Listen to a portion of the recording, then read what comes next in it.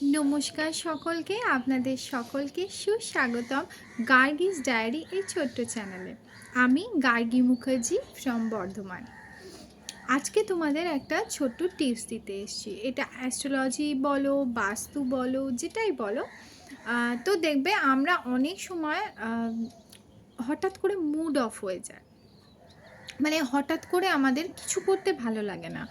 মানে জাস্ট উঠতেও ভাল লাগছে না, রান্নাটা করতেও ভাল লাগছে না। মানে অ্যাটলিস্ট রান্না না করো, নিজের জন্য একটু জলখাবার বানাবে, সেটাও ভাল লাগছে না।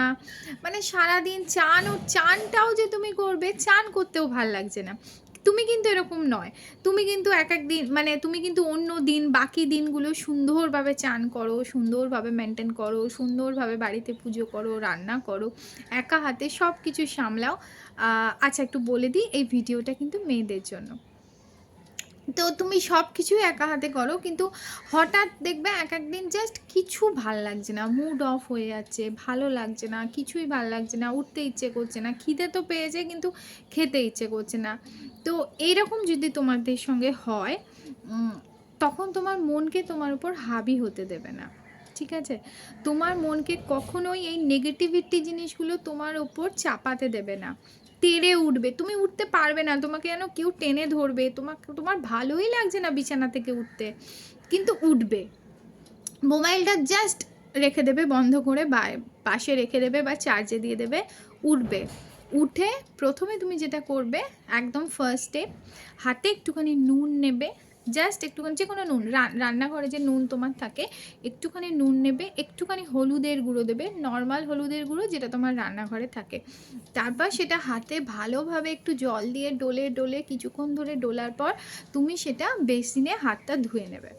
বেসিনে হাতটা ধুয়ে নিলে এরপর তুমি জাস্ট তোমার টাওয়ালটা নেবে। কোন মন মন এই সময় তোমার কিন্তু উতাল পাতাল করবে, তোমাকে চান করতে যেতে দেবে না। তুমি জাস্ট এই সময় উঠবে, সোজা বাথরুমে যাবে, সুন্দরভাবে একটা শাওয়ার নিয়ে নেবে।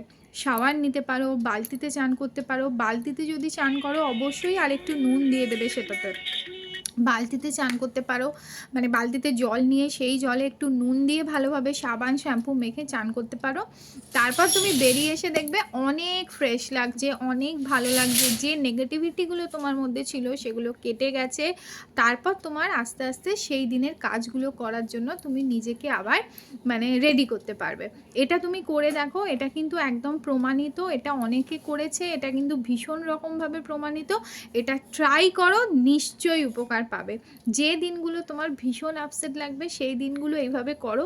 তবে প্রথম যেটা কষ্টর হচ্ছে সেটা হচ্ছে তোমার মন তোমাকে সায় দেবে না, তোমার মন তোমাকে উঠতে দেবে না, মানে সে 100% লাগিয়ে দেবে।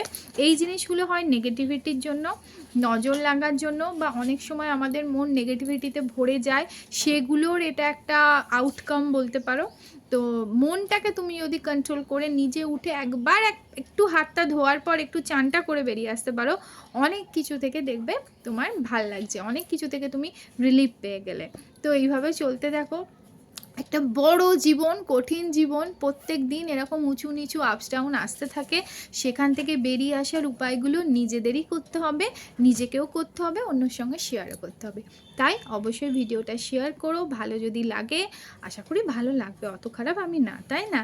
আর সাবস্ক্রাইব করে দিও, আর একটা কমেন্টও করে দিও কোত্থেকে তুমি দেখছো। টাটা।